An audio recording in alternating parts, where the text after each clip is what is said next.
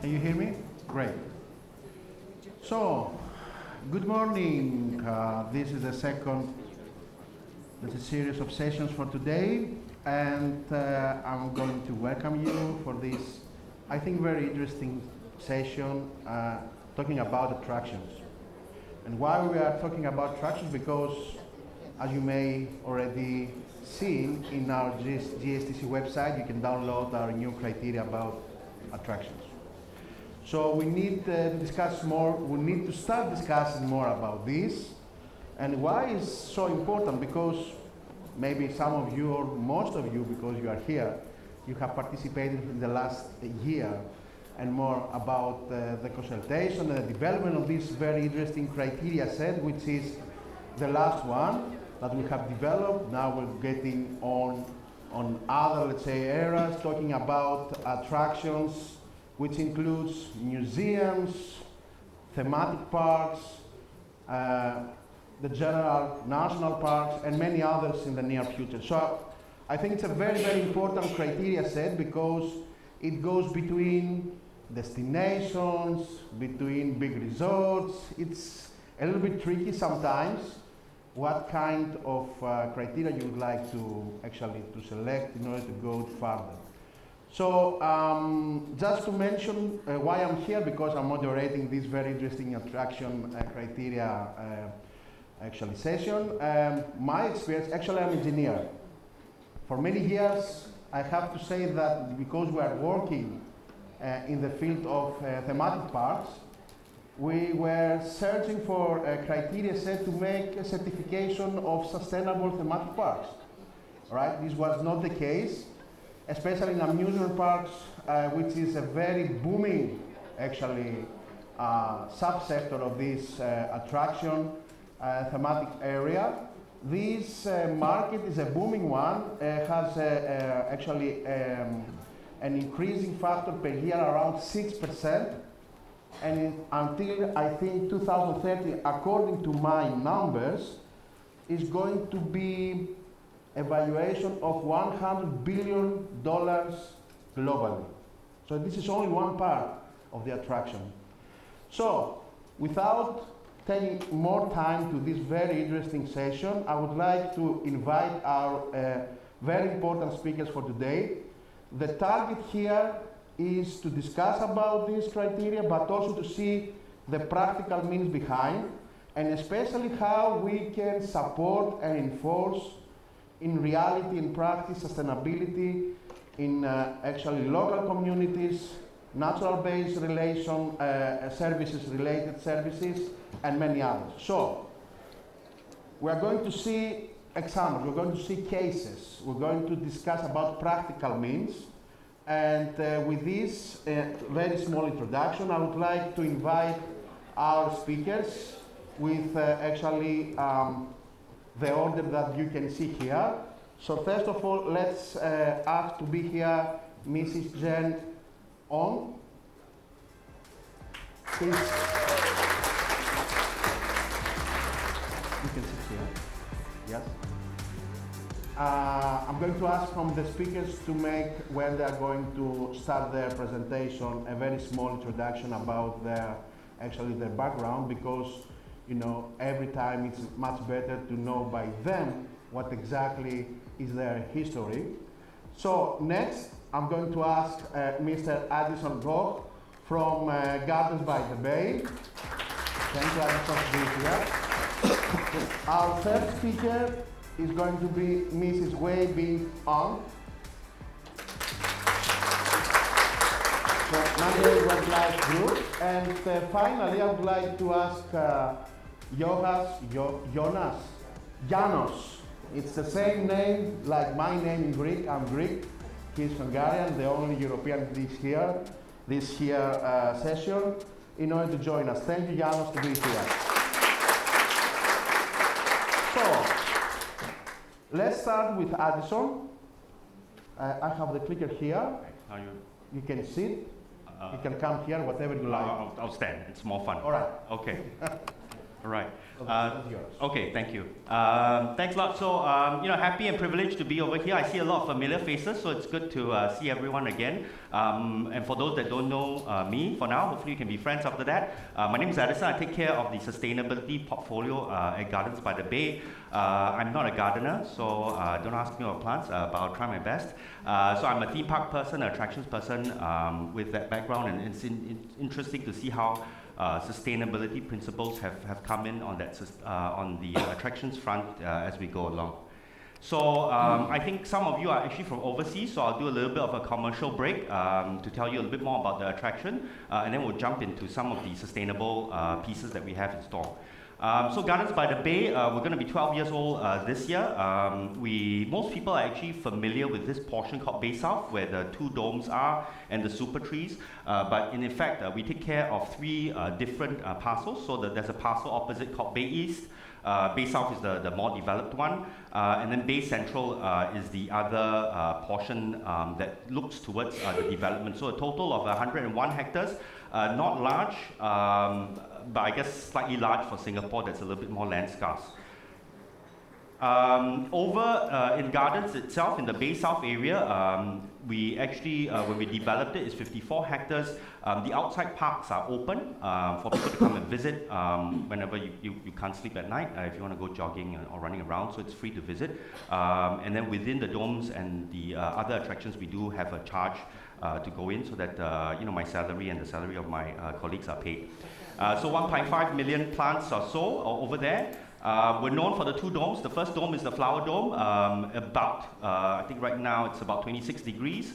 Inside the dome, it's Europe temperature, Mediterranean climate, 60, 65 degree humidity. So if you're sweating and you go in, you'll dry pretty quick. All the plants actually come from the so-called Mediterranean South American region. It's a springtime sort of feel, 28,000 plants over there.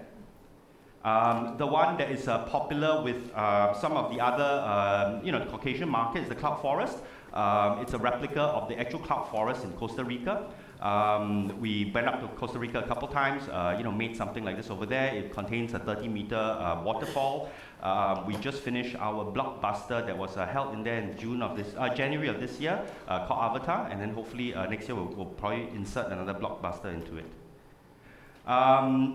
People are finicky. We have to keep changing contents. If not, we can't keep up with it. So in March, we do display changes. Sakura is coming. The trees hopefully will board the ship in January and then make it over in March. We activate the spaces. We try to keep people entertained from different festivals like Children's Festival. We do a Mid-Autumn Fest. We got Christmas market coming up. So if you're hanging around in Singapore still in December, do feel free to pop by. Now the engineering portion to keep, Dr. Papas entertained because he's an engineer. But when we designed the domes and Gardens by the Bay and so on and so forth, a lot of thought was put in to impute some form of sustainability principles into it. So on your left, the glass is specially treated, blocks out the UV rays, so we can keep the energy requirements to cool the domes relatively lower than required. External shades will pop up, usually comes up during the Sakura point of time, usually comes out around 12 o'clock to around 3 p.m. When the sun is at the highest, so it helps to shield the domes, again allowing us to reduce the energy requirements for it. When you go into the domes, please don't do it, but if you take off your shoes and touch the floor is actually cold because we run, COVID, so I gotta be clean and on everything. But if you do touch the floor and wash after that, we run the chilled pipes underneath that helps to cool. We also use displacement ventilation at the sides to basically pump in the air so that we don't have to cool the full volumetric air, and hence again the energy is reduced. Absorption chillers are there. The best kept secret, if you do pay me a visit, we'll try to see whether we can bring you in. We have a biomass incinerator plant on site. We generate 1 ton of wood waste every single day. It goes into the biomass. We use it to develop energy and electricity. It helps to cover about 30% of the electricity costs. We also use absorption chillers there where we switches the heat over to cool. If you want to learn more about it, it works exactly like your refrigerator. So again, we get a little bit more electricity and cooling needs to reduce that reliance on the grid. The last part is that, as I mentioned, you go into a flower dome, it's relatively dry with a liquid desiccant system. So with the waste heat that's generated from biomass, it extracts water from the air, and then after we repump it back into the flower dome to keep it nice, cool and dry. The next thing we're known for is the super trees. We've got 18 of them in total. 12 of them are in the super tree grove, where we hold light show at 7:45, 8:45. So if you can't sleep at night and you want to be dazzled by lights, swing down and I'll walk you around. But the super trees also function as something else. So in basic, basic terms, they're a concrete structure. We wrap them around with orchids, bromeliads, climbing creepers to make it seem like a tree. And actually, one of the trees serves as a chimney for the biomass. So it's hidden, in one of the trees. Some of them we use them as attractions, where you can go up an observation tower. We also use them to vent out the hot exhaust air derived from actually the liquid desiccant when they remove that particular moistures. The other thing is the solar project that I think all the attractions are jumping into, and we are also doing the same. We'll talk about water next. Water itself, we're located in, I just back of my good friends from Marina Bay Sands. Next to us is the Marina Reservoir, held by my friends at the Marina Barrage. But when we were developed, the Gardens by the Bay serves as a water catchment area as well. We placed in around the lake system aquatic plants. We also use the plants to filter off the sediment. On the inlet on the bottom, of the screen, actually draws in water from the Marina Bay system. It circulates around our entire lake system before we flush it back out into the reservoir, leading to a little bit of a cleaner water. Where then my friends from Marina Barrage can then treat it, and then hopefully we can get drinking water to have. Solar panels, we tried our best. We maximize. Fortunately, unfortunately, solar panels only contribute to about 2 or 3% of our overall electricity requirements. We've placed it on every single flat structure. The problem is that we can't put any more. If not, we'll be called solar panels by the bay. So we've already maxed out because we want to keep that open feeling when people come over, and also trees at the end of the day need light. We also do a lot of testing. We do a lot of habitat enhancement. Biodiversity is important to us. Being a reclaimed land where there was zero biodiversity on that particular plot technically, we've experienced a jump in terms of even bird species, where we're counting about 161. And how we do that is we actually try to do a habitat enhancements. You plant the right flowers and shrubs and trees, you attract the correct species. We also do a lot of test bedding of nature-based solutions. So we're big on mangroves. We've got a bunch of mangroves. We finished the testing. The end goal is that if we can calculate the carbon sequestration of the mangroves and develop an urban solution, it can then be ported out to other cities, in Singapore or even overseas, where then you can actually plant mangroves in an urban environment and help to sequester carbon. So that's underway at the moment. And then this is the last part. We try, I think sustainability is not one organization or one person job, even though I think for the people in the organization, in the audience who are sustainability officers, sometimes feel like that you're alone. We believe that it's a collaborative effort, and that everybody has to change and fight against climate change. Hence, that's why we try to propagate that message. We've got a series of tours that run along. Every weekend we hold 4 tours called Nature and Sustainability Tours, sponsored by Keppel. That's free for the public. So you just sign up, they bring you around, and then you can learn more. We've got different thematic specializations on it as well. Okay, that's a quick run through before the bell kicks in. So without further ado, I'll hand it back to Dr. Papas, who will get you the next speaker. Thank you very much. Thank you so much. As you can imagine, for us as engineers, this is a paradise, okay?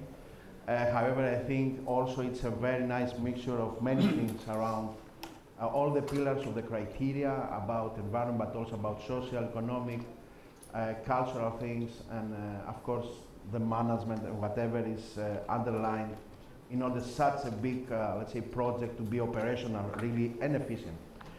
So thank you very much. Don't forget to ask questions via Slido. because we are going to have a very good, let's say, Q&A session afterwards. So let's go to the next one. So let's go to Weibin. Huh? Or no? Oh, okay. Jan, sorry. You know, sometimes. Sure, no have problem. the same family name we said that you have. we may have belonged to the village long time ago, before our ancestors immigrated to Singapore. Yeah, so let's go to Sentosa. Yeah, let's come to Sentosa. Okay, so Edison, it's quite hard to beat your hilarious sharing earlier. I try to be as funny, but I'm sorry. I recognize some of you in the audience today from my yesterday's sharing for innovations in hotels, so please bear with me because I would like to share that in Resorts World Sentosa, where you are right now, it's an integrated resort. We do have all these pillars of attractions and offerings. So therefore, when we approach sustainability, whether is it in hotels or whether is it attractions, we do look at it in a very integrated manner. So I'm sitting down today instead of standing up sharing as per yesterday because yes, I realized that I talk really fast. So if I sit down, I'm trying to slow down my sharing so that you'll be able to catch what I'm sharing a little bit more. But in essence, to focus on what the topic is today, it will be on the attractions that we have on site. First would be the Universal Studios Singapore. I do not have a picture because I'm pretty sure you know how the brand looks like, right? The next one would be Sea Aquarium. And the last, if you are aware, Adventure Cove Water Park. Those who are staying in our hotels for this season for GSTC delegates, I'm pretty sure you also receive a free ticket to enter our water park. So please visit the water park anytime you like. What I have on screen right now in the middle would be next year. We are actually rebranding the Sea Aquarium into the Singapore Oceanarium. It will be enlarged to 4 times of its existing size. There will be a lot more education and conservation messages that will be on site for next year. We will also be opening an adjacent research learning center as well as part of Singapore Oceanarium. So that's something that we are really excited about. I will touch on the green building aspects with regards to this attraction later on. But the last one will be the water park on the last one, where we have. So you can see we have 3 attractions that's very different in terms of how they use energy, waste and water. So to galvanize the entire resort, how we approach sustainability would be an integrated manner. This is our master plan. We have 25 targets under 7 pillars. I don't want you to bore you with the details, so let's move on to the framework. So I realized that if I change it a little bit, it looks more friendly to the eyes in this format in people, planet and business.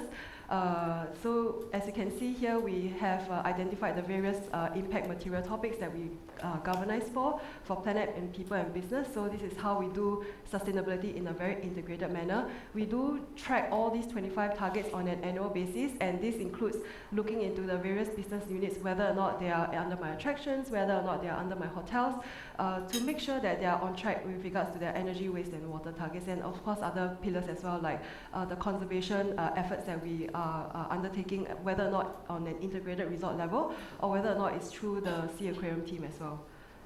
So just want to have some broad high-level overview on the kind of accolades that we have achieved. We obviously, because we are here, we have achieved the GSTC accolades for both destination and hotels. Also very happy to share that earlier this year when GSTC was developing the attractions criteria, we also managed to give some inputs as well and to review the criteria whether or not it makes sense for us, especially for us when we own such three different attractions on hand. The last one would be the BCA Green Mark certification, which is the equivalent of the green building certification that you are familiar internationally, like LEED, etc. So the other one that we have managed to achieve as well is the WELL certification, which is to focus more on occupant well-being. We have achieved both the Health Safety Award for WELL as well as the Gold Standard for Aquarius Hotel, but I won't touch on that hotel which I mentioned yesterday. So in terms of hardware, don't want to bore you details, but this is what we have on site. We have plenty of solar panels, we have district cooling plant. If you are joining us for the tour tomorrow, you'll be able to see for the first time our fire command center that we actually monitor all the energy usage across all of our resort, including our attractions, the chilled water distributed according to each segment of the business in the district cooling plant, which you can see see these blue pipes here. So the blue pipes essentially indicates like there's chilled water pumping throughout the whole of the resort. So we set the chilled water to a temperature that is common, that we will be able to then chill, maybe for example the aquarium to a certain set temperature, so we don't have to use that much energy to then chill the water within the aquarium itself. It's a little bit complicated, so do join my tour tomorrow so that we can explain a little bit more. As for solar panels, we have solarized almost all available rooftops on resort. Fun fact is that most of the solar panels are residing on top of a lot of our attractions. So if you're sitting on any of the rides in Universal Studios, you'll be able to, oh, okay, so most of the solar panels are actually above me. So one of the first solar panel that was installed on site, fun fact, is on the Revenge of Mummy ride. Upcoming next year, we're really excited to have Minion Land launching in the first quarter of the year. So do keep a lookout, and if you're interested to come back, please come and talk to us as well, to come back and visit for Minion Land. It's going to be the first carbon neutral attraction in the, I believe, in the world, in the whole branding on Universal Studios. So that's something that we are very excited about when we've been planning it since we started the construction for Minion Land attraction a couple years ago. Yeah, so aside from hardware, we have the software aside.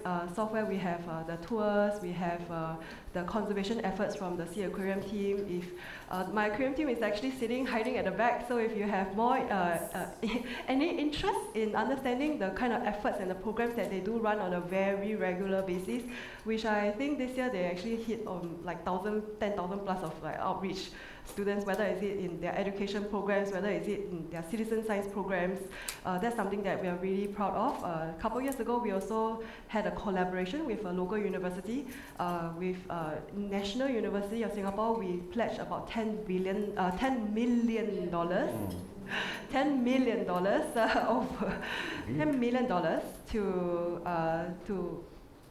to advance on conservation efforts as well as decarbonization efforts. So as for the conservation part, the team actually worked very closely with the NUS scientists to go out and do surveys and conduct various kinds of research. We also pledged $1 million to the National Library here in Singapore to continue our efforts in raising awareness about conservation. And yeah, you can see the team right here on site. They are doing all the outreach work as well. So all in all, there's various parts of sustainability for attractions. There's both the hardware, the software. Don't want to go into too much detail. I welcome all the questions later. So thank you very much.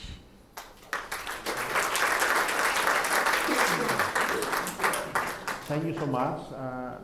I get too much engineering, and sorry about that, but these things are very, very interesting from that point of view. However, I think in the discussion, I would like you to ask more about KPIs, because you know everything looks perfect. However, let's see about the performance here. All right. So next one is Wei Bin, that is going to discuss about actually the Monday Wildlife Group and the activities about. So. Yes, thank you. So good morning, everyone. I am Wei Ping. I'm a sustainability manager at Mandai Wildlife Group. So together with my team, a lot of them are seated down in the audience here. It's very stressful for me. We champion sustainability best practice within Mandai Wildlife Reserve in Singapore. So a quick introduction for those who are unfamiliar with us.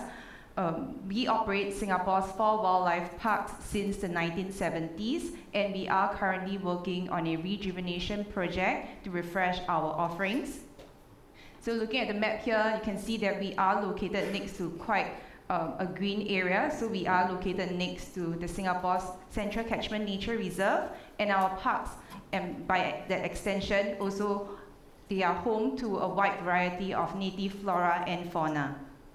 So Mandai Wildlife Reserve, is a sustainable tourist destination certified under the GSTC destination criteria. As an organization, we are dedicated to caring for the planet, protecting animals and nature. Our purpose is to build a world where people and wildlife thrive together, and our vision is therefore to create meaningful connections and experiences that inspire people to protect nature and wildlife. So conservation is at the heart of our work as a zoological institution. We contribute actively to fulfill our role in global and regional conservation efforts. So today we have about 21,000 animals in our care, and out of which about 25% of them are threatened. We hold ourselves to the highest standard of animal welfare, and we support conservation efforts through our conservation arm, Mandai Nature, around Asia, particularly in Southeast Asia. So as an organization, we also recognize the interconnectedness between biodiversity loss and climate change, and it is therefore extremely important for us to operate and develop responsibly. And so with that, we have set ourselves a goal to reach net zero across our value chain by 2050. Our net zero targets, including our near-term and long-term targets, have been validated by the Science-Based Target Initiatives to be in line with climate science. So setting target is the first step. How to get there is and remains our main challenge.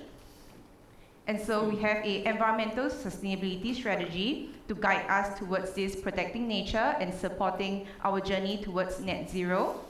I wouldn't be covering the details of our environmental sustainability strategy today. We do have a tour tomorrow, post-conference tour at Bird Paradise, and I can share more about that tomorrow if you would like to join us. Instead, today I would like to share 3 of my personal learnings in driving sustainable solutions at Mandai. So I think first, it is important to be accountable about progress. So this means tracking against clear targets and matrices, as well as being upfront about success and failures. So if you can see here, to keep ourselves on track, we have set ourselves a number of near-term to mid-term targets, from energy, water, waste, to responsible procurement, and also biodiversity protection. So we do actively track these targets and report them back to our stakeholders minimally on an annual basis. You can also find out more about our progress in our sustainability report here. So this is a QR code, feel free to scan it. I think one way that we in Mandai expedite our sustainability journey was really to learn from other companies and study how they implement their initiatives, their solutions, and how these initiatives can be applied to us. So I hope that our sustainability report here will also give you some new insights in your journey. So my second point, my second learning, is that sustainability is not just the sustainability manager's job. Okay, I think this was mentioned during one of the panel yesterday. I would like to just dive a bit more about this and maybe share from Mandai's perspective. So in Mandai, we have a staff strength about more than 1,000 people. So other than constantly having to do staff engagement, raising awareness to make sure that all of us are aligned, we encourage staff to take action with 2 approaches. So one is top-down, where we incorporate sustainability into our company's performance indicators. How we do well in all these areas, all these sustainability aspects will affect our overall performance and also, by extension, our remuneration. Another way is that we also look at it from a bottom-up approach by creating platforms and promoting ground-up initiatives. So to support staff initiatives, we have working groups that consist of different departments, representatives from them, looking at sustainable operations, looking at biodiversity protection, and looking at sustainability advocacy. And through these working groups, staff can then drive initiatives that they are truly interested in. So I'd like to just pull out one example. The animal playground at Singapore Zoo is a really good example of a staff initiative, a staff-driven one. So our colleagues from the Animal Behavioral Program, they took the initiative to consolidate unwanted materials from the other departments to construct a playground for animal enrichment. So this is just a zoom in of the animal playground. From this photo, actually, you can already see some of the unwanted waste material from the other departments. I'll just name a few. The branches that you see there, they are horticulture waste from our landscaping team. If you can see on your, I think it's on your right-hand side, there are those fire hose in a chain. that's donated by our Singapore's Civil Defence Force, and the rock structures behind and in front, those are actually part of older exhibits that we refresh over time, so we took them away and then we put it here for animal enrichment. So in total, about, I think, more than 1,000 kg of materials are upcycled and repurposed, and this whole project actually cost just a quarter of what it would have been priced if you were to build everything from new materials. So I think the lesson learned here is also that if you encourage your staff to green their job, it will help with your bottom line as well. So finally, my last point is to really work with your suppliers. I think sustainability is a journey best traveled with partners. Attractions like us, we can show leadership by working closely with our suppliers to innovate, to find solutions that work for us. I think one of our initial challenge back when we were transiting to electric vehicle back in 2018, I think, was that there was no 70-seater e-tram available in the market. So at that time, the next comparable electric vehicle was an upsized golf buggy, which could only accommodate up to about 16 guests at its maximum. So what we had to do at that time was that we kind of commissioned and carry out some research and development with a local company to then develop this 7-seater e-tram that you see here for Singapore. So I think the lesson learned here is that to really talk to your suppliers, share with them your ambition, share with them your goals, and also maybe perhaps make it attractive for them to join you in your journey. The market will really shift when there's demand, so demand not just from our visitors, but also demand from us as attractions. And to end off my session, I would like to call on the whole attractions industry, I will do a little preach here, to come together and advocate for sustainability. At Mandai, we receive about 4 to 5 million visitors annually, and we see our parks as a living classroom where we hope that with every visit, our visitors can become more aware, more connected, more inspired, and ultimately motivated enough to take action to protect wildlife. So regardless of size, how big or small your attraction is, or the number of visitors that you have, I hope that we can all adopt sustainable practices, make use of every touch point as an opportunity to inspire behavior change in your visitors. So the cumulative impact would be significant if every visitor takes back a piece of sustainability knowledge that they can adopt. Thank you. Thank you so much. Very interesting. I think these approaches were, of course, they were from this area of the world. Now we're going to Europe. But also, we're going to hear also from Janos, which is the Hungarian, Yanis, which is the Greek John, okay? So let's hear, I can say, a more bottom-up approach because he's going to, let's say, to speak more from the heart. So let's hear about that. Oh, oh, sorry. All right. Oh, so my name is Jan Shondo, and I'm the founder and owner of Ladybird for Leisure Center. And prior to starting building up our center, I was almost two decades working in multinational environment, working for big companies like PwC, IBM, and Cooper Snyder. And I learned some good business practices, and which I try to use while I'm operating a small business.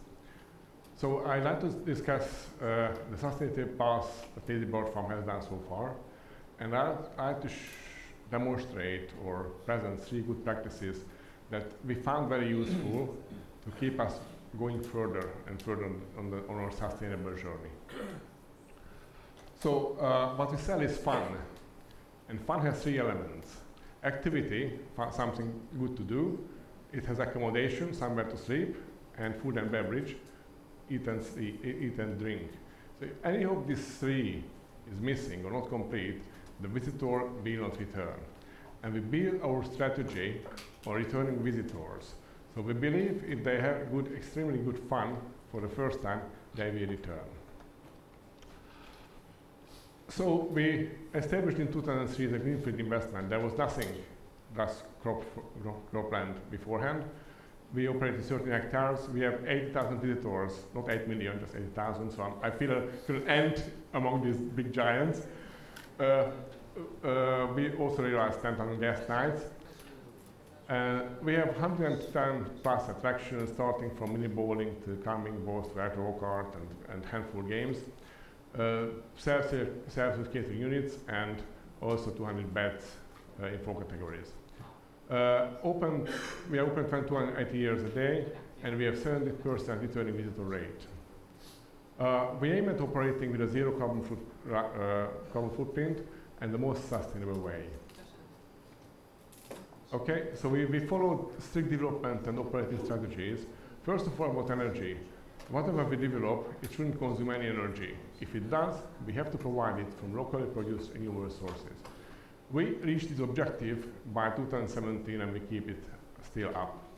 The second one, the sustainability tree, has a social and a financial branch.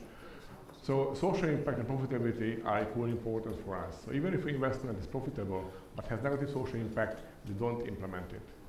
A good example is the Pay with Waste program. So if visitors come to us and bring their paper, aluminum or plastic bottles, they can pay a part of their entrance fee with them. It's an opportunity cost. We lose some money on it, but we believe it has bigger impact on the social side to understand waste is not trash. And the third one, it's a good fact, but I'm not sure how many of you know, that 20% of people, the mankind, uses 80% of total resources, natural resources, and metal resources. Imagine if the remaining 80% would like to use the same amount. It's obviously unsustainable. So we try to maximize the fun by using the least physical material resources. And finally, we don't offer 3 for the price of 2 when 1 is enough. Okay, so we have established in 2017 our sustainability map. It talks about how we get the energy from renewable sources.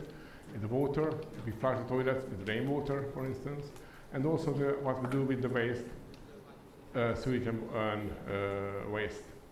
We also have a training bar where we communicate about sustainable energy and ecological footprint, and also we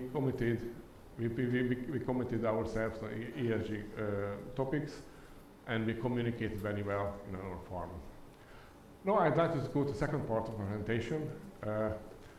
I'm a very simple person, and I like simple things, because simple is beautiful. So I'd like to first introduce a concept which I learned 30 years ago in university. It's called supply chain. It's an old concept. It has been developed further, but it has 3 elements. It takes into account the input, what your business has to do to provide services or produce the products. Then it discusses about how do you provide the services. And the third one is what the outcome of consuming the services or consuming the product would be. In our industry, attraction industry, I identified 5 key resource inputs. First one is energy. The second one is natural resources such as water. The third is multi-resources, maintenance, catering, food ingredients. The fourth one is human resources, who are our colleagues. And the 5th part is logistics, because all the stuff has to be there at the same time, same place. Processing part is how do we operate our attractions, how do we serve the food, and how we prepare and serve the food stuff, and how we provide accommodation services. And the output is the dark side, because we produce a lot of waste, sewage water, and air pollution. So whenever you are able to create your own supply chain map, I ask 3 questions. How can I use less resources? How can I produce less waste? How can I cause less damage to the earth? And how should I communicate it, what I'm doing? So give you an example is our ecological sewage treatment plan. We didn't go green from day one. So after 7 years of operation, we realized that the sewage treatment is not possible to take all waste to the next possible, next closest sewage treatment plant. It costs a lot of money and causes a lot of damage. So we built our own ecological sewage treatment plant that solved the problem without energy and without chemicals. So it's possible. So the next one is when we build or buy anything, we tend to focus on the capital expenditure. How much money I will spend on it, and we don't rather think about how much will it cost to operate it. When we start to operate it, then we realize, oh, if I invested a bit more, it could bring some less operation cost. So the total cost of ownership concept takes into account the capital expenditure and 5 to 7 years of operation expenditure. So the rule of thumb is higher capex should mean lower operational cost. Otherwise, why you put more money in it? And from an environmental perspective, lower OPEX was lower economic or environmental impact. So total cost of ownership is a sobering practice, and we do it always when we start to invest. So just give a quick example. We built 2 years ago a 90 square meter, 3-story building, which has our reception, second restaurant, and a conference center on the top. So after a thorough calculation, we concluded if we invest 29% more than a regular building, we can decrease the operation cost by 52%. By putting this in a chart, it shows a break-even of almost 8 years. You can say, so in 8 years, the more expensive investment will return on operational side. So someone can say, okay, it's eight years too long. Okay, but we don't build for 8 years. We build for 15 to 50 years, and with always environmental thinking. So it's lower cost, lower operating cost means lower environmental impact. And the third topic is about power communication. I believe everyone knows this guy. He's Einstein, and he has an very important saying. It says, insanity is doing the same over and over again and is expecting different results. So if you do the same again and again, the result won't be different. So it's clear for us that we have to change behavior, how our guests behave. So we have to communicate very clearly what are we doing differently, why are we doing it differently, and what will change from a customer experience. Give you an example. When we analyzed our supply chain, we realized there is not enough industrial capacity in the world to reprocess all plastic bottles that produce each and every day. So the question is not how to reuse plastic bottles, but how not to produce plastic bottles. So as of 2022, we stopped selling plastic bottled beverages, but at the same time we offered alternative. We offered fountain in paper cup, fountain drink in paper cup, and we promote to bring your own water tank. So I want to finish with my presentation with the iconic person's iconic saying. Thank you very much.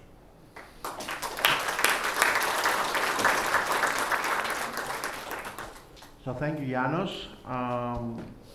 So we saw different approaches, at least between the first presentation and the last presentation, in scale, in approach model, and many other things. I think it's very obvious that if you are an owner and developer and operator, that's a different thing that comes if you go just to operate or, let's say, to manage a giant, like you said. However, for me, I would like to start with this question, and please, because we have 30 minutes for questions and we have around 11 in the slide, though, I just wanted to say something that I have as a question for many years of, let's say, experience in this field about discussing for sustainability for many years. Many people were seeing us as strange creatures, but now we have so many sustainability officers and directors. So tell me, very quick, I know from the founder's point of view, but from your point of view, what really let's say the features, how a person could be really a sustainability director or officer in an attraction today and tomorrow? Please. Oh, me? Okay. Yes. Okay, so for sustainability, I must say my journey started in property development, so I think that's where, with regards to understanding how the green building aspect come in, it's very tangible. The results are very tangible in terms of OPEX and CAPEX. When you if you invest, you do see some OPEX reducing. So I think when you have that kind of foundation and when you switch it to sustainability in attractions, especially when you're doing operations of all the various attractions that we have on site. So for example, when we are planning for all the new developments that's coming for next year, such as Minion Land, I know there's some questions about carbon neutral attractions. Yes, we are pulling and calculating and ensuring all the I just forgot to share that actually this year we quadrupled our solar energy network. So that's what we are preparing to make sure that the solar energy is sufficient to make sure that Minion Land is carbon neutral. So I hope that answers the question. So I think that appreciation and that fundamental appreciation of my background coming from a property development perspective, coming into attraction, that gives me an appreciation to understand the hardware. But in terms of the software and conservation, that's something that I'm still personally learning. I'm learning through the aquarium team that we have on site. We are learning through the tours that the department is conducting as well, so that we can unlock and have more people understand some very technical understanding about what is sustainability, why should we care about it, how should we go about doing it, and translate it to various ways of understanding and appreciation for different target audience. So I think that's the role of the where we stand in now. Yeah. Okay. Sure. I think for sustainability, I think you probably when for the people that have just entered, you find them that they will have a sustainability degree or some form of education. I think for people that are in the workforce, most of us tend to be specialists like Janos that have an engineering background or whatever it is. But I think either you do it on the job or you take some courses. But I think sustainability encourages you to be more of a generalist, to try to apply that principle across. And you've seen everyone share about it from engineering side, to some of the marketing side, some of the way we do the operations part as well. So I think that will change as more people get skilled in it. Then I think the sustainability managers or people hopefully will have that thought process. Then it's easier to make that particular change in the overall process itself. So I totally agree with what Edison said. I actually came from an environmental studies background, so I graduated from environmental studies. It's a course in a university, and we really just learn about the global problems, the issues that we face in the world, and how then we can do what sort of things we can do, to take action. So after I graduated, I joined Mandai Wildlife Group. So this is really my first job, and I have been with the organization for 8 years now, looking at driving sustainable solutions. I think for me, really, it is about the passion, but I also want to spread that passion and spread that understanding of the importance of why it is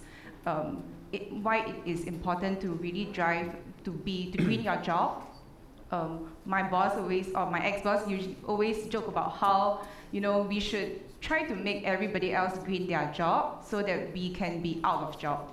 I think that's the goal that I would like to achieve, moving forward. I would like to be out of job in Mandai. Yeah. I'm not going to ask you because I know the answer. I'm going to ask you, what are the biggest challenges in this, let's say, journey that you followed all these years? The biggest challenge is to decide what is the target you want to achieve. I'm sure we need to have a paradigm change in how we live our life. And the big question is, I believe in a concept of power of stretched deadlines and power of stretched targets. If you set a big stretched target, you always think about how can I achieve it. Now the question is not is it possible or not, but the question is how will you achieve it. And if you get up every morning with this thing, with your head, with this how in your mind, you will get good solutions, I'm sure. All right, so let's go to the questions that you have, let's say, gave in that slide, and let's start from Addison. I think it's a typical question about invasive and non-invasive and native species, because You said a lot about that, and Yes. I had the same idea behind. So tell us about that. Okay, I think when Gardens by the Bay was built, obviously a lot of the plants came in. In fact, most of the plants in Singapore as well. Some of them obviously came from overseas because I guess Singapore used to be a small country. We need to keep the greenery around. But I think the important thing is that whenever we bring in something, obviously the research and the proper checks have been done to make sure that it's not invasive. It doesn't harm the environment or harm people. I think someone also asked about waste. Let's see. So, I touched on water and electricity because those two typically are what people ask. For waste, our waste is basically brought in by visitors and myself, the guys that are working over there. For us, in terms of the waste streams wise, horticulture waste is relatively low because anyway it's being treated and generated into electricity. But it's more of the visitors bringing stuff in, and I think that's about trying to educate. I think is one of how we try to tell people to use less or use what you need basically. The second thing is that currently we are also trying to see whether we can recycle. I mean, you've heard from her about how we can upcycle some of the waste that we generate into actual experiences, so that's also underway. Then the third thing, obviously, is that I guess in terms of projection, I think the tourism market is expected to grow, so we'll get more and more visitors. I think also we're looking at measures to see how we can actually reuse the waste on a bigger scale, that work is underway. But I think everyone here is probably more intelligent than me, so I think it's a collaborative effort. So if you have any ideas, we'd love to hear from it. I'm not going to talk about the big elephant in the room still. I'm going to leave it for the last. So I'm going to say more about certification because we're talking about attractions and criteria and everything. So I'm going to go to the two ladies. I'm going to start from Sentosa. And I'm going to ask the following, because I have seen that you have not only, let's say, a GSTC certification, but also WELL, and probably many others. So I need to know, because I think, from my perspective, it's not a very complicated, let's say, puzzle, but at least it is a decision-making issue on which combination of, let's say, certification, and maybe if you are going to have a new product, let's say, from scratch, how you are designing all these different kind of layers with different certification schemes and demands. So how you are handling that in a big project like Sentosa? Okay, so I think for certification, if I'm not wrong, I'm hearing two parts of the question. One would be certification on what kind of certification for resort building or other certification that we're driving for, whether is it GSTC, whether is it BCA, green building standards. So all these are very, to us, I feel that it's very fundamental certification to give an assurance that our practices here are abiding on international level recognitions, or even for local level regulations, such as BCA green building standards.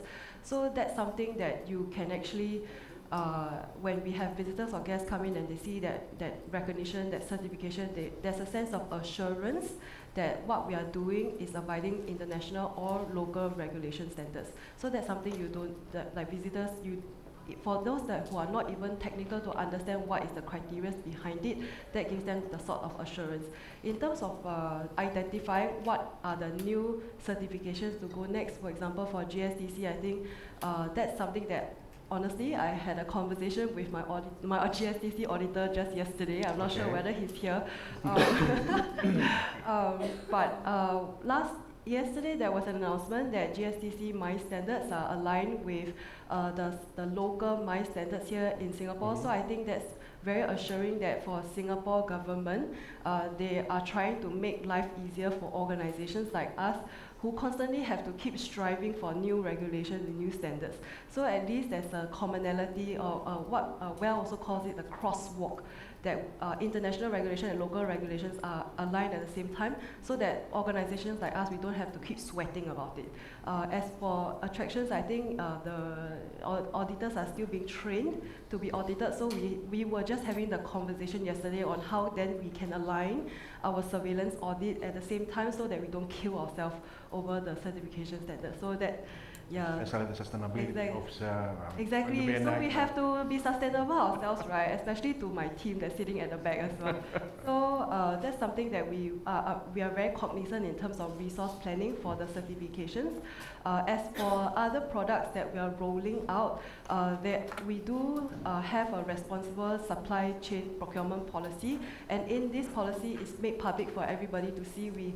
Our procurement team works very hard to make sure that all the sustainability certifications out there in the market are in that whole document, so when business units come to them and look at this document, they know that there is something that they can align to that is internationally recognized, such as FSC, even MSC, certified fish. But this is a conversation that I think we are talking to our supply chain on this as well.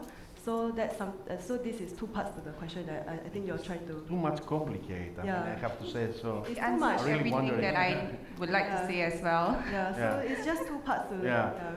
And Yabin, I would like to ask the same thing, but adding about the question, what's happening not only on the specific area, but outside the area also, because I see a question about that. So tell us your approach. Yeah, so for us, we really, I mean, when we look at sustainability, we look at certifications. Actually, first we look at what are we doing first, right? Our operations. So we have to make sure that all the initiatives are in place. Certification is just another layer where we kind of check ourselves, because I can always say that we have done our best and we have really do all we can to make ourselves a sustainable attraction, a sustainable destination. But without somebody else coming in to look at us, to give us that, the critique, that stamp to say that we are truly sustainable, I think it's harder for visitors or for people to believe us. So I think certification is important in that sense, that we need to have a third party coming in to look at our operations, look at our development for that. So in terms of the certifications that we choose, we have operations and we have development. I think for new developments, we took the opportunity to incorporate sustainability right from the start. So with sustainable design, then we look at what are the available design-related sort of certifications. So Jen mentioned BCA Green Mark, that's a local certification. We are also, because we are wildlife parks, mainly landscape, a lot of park area, buildings may not really apply to us. We do have some large buildings, and those buildings we get BCA certifications. But for the whole park area, we look at landscape certifications. So we actually have a landscape, a LEAF certification that is also governed by our Singapore National Park Boards. That's what we are applying for. We are also constantly looking out for international certifications that are relevant to us in terms of developing new places and also for parks. For our operations, we look at GSTC because we do think that the 4 pillars really represent us quite well. You have a good framework to guide us, and so we referred to GSTC destination certificate for our whole operations. Your second question on the work that we do beyond Mandai, I think that's relating to conservation work. So we do have a conservation arm. That's an extension of Mandai Wildlife Group. They are the ones who look at the different conservation projects, support conservation projects in the region. So we focus a lot of our work not just within the Mandai Wildlife Reserve, that's small, 126 hectares. We also support conservation projects in Singapore. So, for example, we have the Bennett Langer project that one of our Mandai nature colleague, Dr. Andy Ang, she is a primate specialist in Singapore. She is working on that project. We also support regional projects. I can't name them, but perhaps if you look at our sustainability report, you would be able to find more information about our the projects that we support. Yeah. All right. So I have to be honest. When I saw the slide with OPEX versus CAPEX from Janusz, I said, okay, this is well beyond, let's say, this session. However, if you go in training for many people that are designing all these monsters, all the small ones, these are very, very basics, and sometimes they don't take really this deep approach. So, let's say, discussing about design by sustainable approach, which is the right way to do it. I mean, from the beginning, I try to design in a sustainable way. Have you done this? Because you are the developer, the investor, and let's say for your facility, also the visionary. I have a business background, so I good in math, in business solutions, and I learned by doing the how to build buildings. And very clearly, after a couple of years of investing, I realized, oh, if I knew this before, I would have bought it differently. So so in the last couple of years, especially 5 years, whatever we build, we always build this in the mind. So operation and less energy usage. Climate change is coming, so we have to make sure that the buildings are not overheated, not overcooled. So whatever I'm doing is always think about when you buy a washing machine, when you buy any kind of equipment that you use for more than a couple of years, you have to think about, okay, how much it would cost to operate, and what happens if the energy price goes up. So can you tackle? Can you make it even still operating? So I feel this simple concept doesn't require rocket science, but it's a very useful concept. All right. I would like to ask more, but we don't have the time about that. So, Addison, tell me something, because I think you have described in so much, let's say, technical approach, this excellent, let's say, construction and everything. But it is, I mean, from my mind, it is not so, let's say, natural by the end of the day. And we have some questions about what is happening when the glasses are there, what about the birds, I mean, many other things that someone can see. So how natural really is your attraction? Yeah, I think it's as natural as we have it. I think within the domes itself, obviously, it's a controlled climate. We try to keep it relatively pest-free, but on the external side, like I mentioned, we do have habitat enhancements where we actually bring the natural species and things like that over. We do get a lot of migration birds as well. And I think there's also, I guess, a question on what we do with the flowers in the dome after the display. So I think for that, I guess someone named it the flower dome. It's not me. So, they call it the flower dome. So when you pay a ticket, you go in, you expect it to be flowering. So we try to keep about 65% of the place flowering. Sometimes, obviously, they go through a cycle, they don't. We've got 3 glass greenhouses that are chilled on site. So we move them out, we wait for them to grow again, then after we transplant them back in. For the guys that don't make it, the plants and flowers, we've done upcycling sort of initiative. So we cut them, we dry them, and then we use them for one of the smaller domes called Flora Fantasy. Okay, I think my colleague's nodding, so I can say that. So we've got a Disney, exhibition coming up on the 1st of December in that particular dome itself. So these flowers are then used to decorate the topiaries that will be shown over there. All right. Jan, about carbon footprint and offset, because there are many people asking about offset, and if you are using, I mean, general offset approach, or let's say scheme, or how you are doing that? So for us, because we look at energy use in a very in an integrated way, so not only attractions are generating a lot of energy, but the other streams of our businesses also generate tons and tons of electricity. So for us, carbon offsets, we are in consideration, but we are still looking into making sure that we have good energy efficiency practices in place. So one of the things that we're putting in place is actually a cloud building management system. So we are putting everything, increasing the number of sensors that we have on site.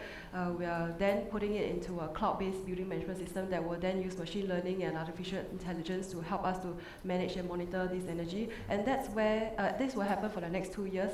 That's where we'll be able to understand what's the minimum or the maximum number of efficiency that we can get to. Before then, we can consider purchasing carbon offsets or RECs. Because for us, we do want to make sure that on property, we are doing the best as we can across all the 4 pillars that we have on resort. Yeah. But what about, the kind of credits, or let's say the concept behind natural-based solutions that you are making avoidance, or you are going directly to offsetting based on the remaining? So it will be looking, so we have certain strategies that we're looking into. First, of course, energy efficiency. The second one will be, currently we're in talks with the Energy Market Authority in Singapore. So I think if, for those international audience that's not familiar, for Singapore, we are looking into regional grid for green electrons coming into Singapore. So that's where they are generating additional solar power, whether or renewable energy from whether Laos, Cambodia, from solar, hydro, etc. Then all these will be connected on a regional grid to come into Singapore as pure green electrons. So that's where we are looking into the power purchase agreements with them. So that's something that we're monitoring very closely with the Energy Authority market in Singapore. That's something that may happen in the next couple of years. So that's something that then we will use this PPA to offset the remaining, and then we will then consider what could be the sweet spot for us to purchase carbon credits.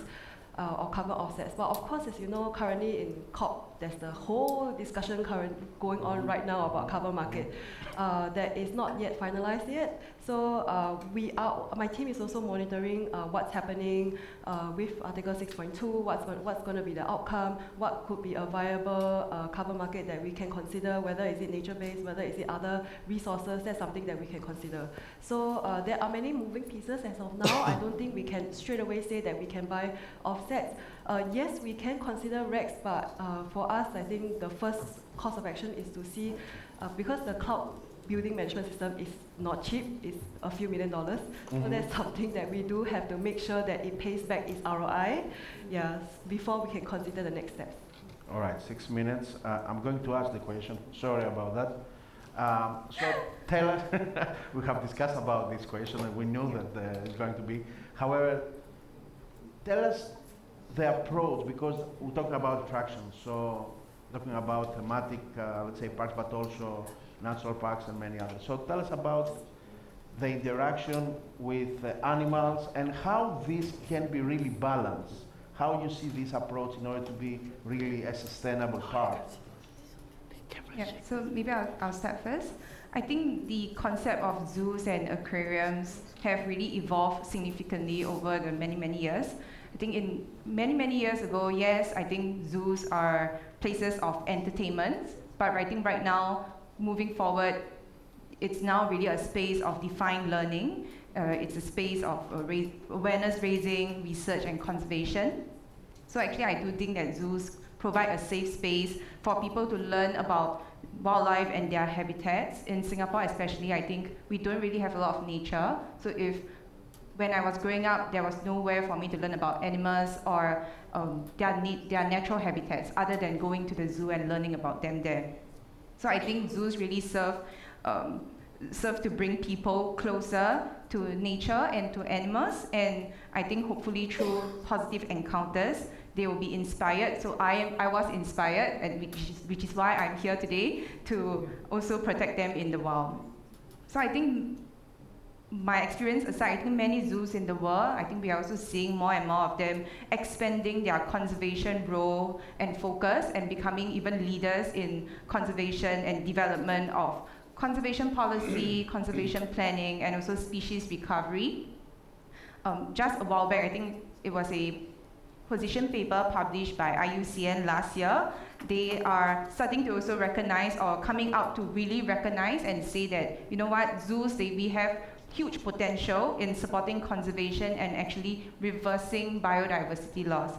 So I hope this kind of address the part about, zoos may be it conservation washing. Actually, that's not really true. We are actually doing real work, not just within our parks also, but also beyond, looking at the wildlife in their native habitat. So just to add on to that point, we have a one plan approach where we look at what species require protection, require more attention on, and then we work with the other zoos all around the world to come up with a plan and then align our conservation, align our in-house husbandry towards this one plan approach. Yeah. Okay. Janos? Oh, human behavior, it's difficult stuff. First of all, the result of omitting plastic bottled beverages, we saved 25,000 bottles a year. It's not a big deal if we take about the millions, but that 25,000 wouldn't go into the recycled or not recycled because there's enough capacity anyway. So there was hiccup. There were customer hiccups, explained why I want to do it, and I said, understand why we are doing it. And we put big posters by every refrigerators, and we put big signs over the fountains, and people tend to understand. And more people bring their own water tank. And they don't care about, okay, I will get a water tank, I will good, and my family will use the same water tank, or use the paper cup. It's not easy, difficult, but somebody have to start to do it. And I believe, sorry, just one last sentence, I believe it's not a big change from a customer experience perspective. Rather than taking a bottle out of the refrigerator, to get a paper cup and fill it with your choice of 12 different fountains. So closing here, we have 2 minutes, so I'm going to ask from you in, let's say, 30 seconds to answer to the following question, because we didn't really, let's say, touch so much about the social impact, the positive social impact that an attraction in a destination can have. So I would like from you to hear if you would like to, let's say, to make, let's say, attraction more sustainable, going also towards certification, or starting for scratch. What should be the 3 most important, actually, measures or targets or whatever you can call it, including one about social impact, to have, even for your case, or let's say for other cases you'd like to share with us. So, Adson. Okay, I'll go first. I think, again, back to the topic on collaboration. So I think it's important to collaborate with that local community. So how we do it is we do it through festivals and events, and generally some of them are free. We also start a gift of gardens where people are able to donate, and then we use that funds to support some of the underprivileged groups. So festive events, gift of gardens. The last one is that I see it's also about overcrowding. I think that's something that the attraction can play. By doing simple price mechanisms to shift the correct groups that are able to make it. So when we do certain groups like community events and all that, we do it during some of the off-peak timings, like in the morning, so that then the regular timings that people come, the experience is a little bit more pleasant.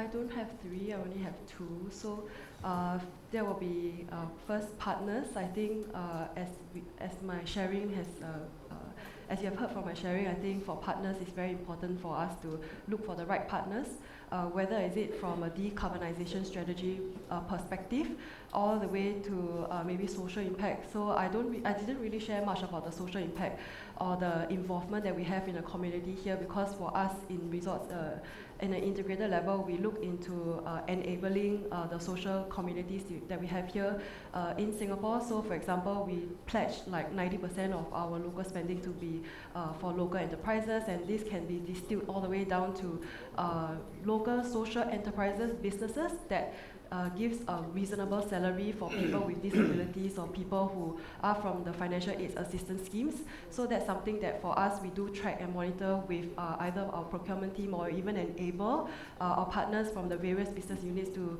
work with all these various social enterprises. So for example, I think for Universal Studios, last year they actually, and also Sea Aquarium, they actually worked very closely with a social enterprise to design their merchandise and to sell to raise funds. So that's something that you can, for us, we do really think about the various streams on how can we actually support all these social communities and and provide some form of social impact through the attractions itself. I mean, social aspect, we also support Make-A-Wish, people who do want to visit our attraction on these various aspects. So that's something, is quite noble. Yeah, so the last part would be people. So by extension from partners will be people. So people will be enabling our internal staff to, like what Wei-Bin said, to enable our internal staff to do any sustainability initiatives that they feel that is aligned with the strategies that we have set up for. So I think having a framework is important for people to know what are they driving towards, and for external people to then feel inspired by the practices that we have on board, whether is it across the 3 attractions or even other offerings on site, to feel inspired, to want to then do something different for themselves in the terms of sustainability. Yeah. All right. I will just have a quick one, since I know we are running out of time, and they do cover really many points that are very good. So partnerships and setting targets, I think for us, in one point that's a bit unique for us is that when we do the Mandai Rejuvenation Project, we also have a inclusivity in mind. So we look at what we can do to really bring in crowd that maybe they don't want to visit our parks, they don't want to pay to go in. So we do have a number of free public spaces that visitors can just come, spend a day or 2 there, just walk around the public areas, the arrival areas. We do have lots of playgrounds in that area as well. We have a free boardwalk that's coming up next year. That's a 3.3 kilometers walk around the reservoir's edge that is also free for public access. So as we develop and as we plan our property at our parks, to also include free public spaces that's available for all to access, I think that's the key. Yeah. Okay. I'd like to mention 2 things. One is social impact. We are at the end of a 60 people village. So the 60 people village would have died out if we weren't there, because all the infrastructure was developed due to us being there. The other one is KPIs. I'm fully convinced that currently used financial KPIs should be complemented with other KPIs, like, let's say, how much garbage 1,000 visitors left. What is the water consumption of 1,000 visitors? What is the kilowatt-hour electricity consumption of 1,000 visitors? We try to measure it as of this year. So I'm also interested what the numbers. And if I have a KPI of 100 liters per 1,000 visitors, how can I make 90 liters next year? These are stretch targets that I talked about. All right. So thank you very much. It was very interesting. I hope that you have enjoyed it. Thank you very much also for your questions.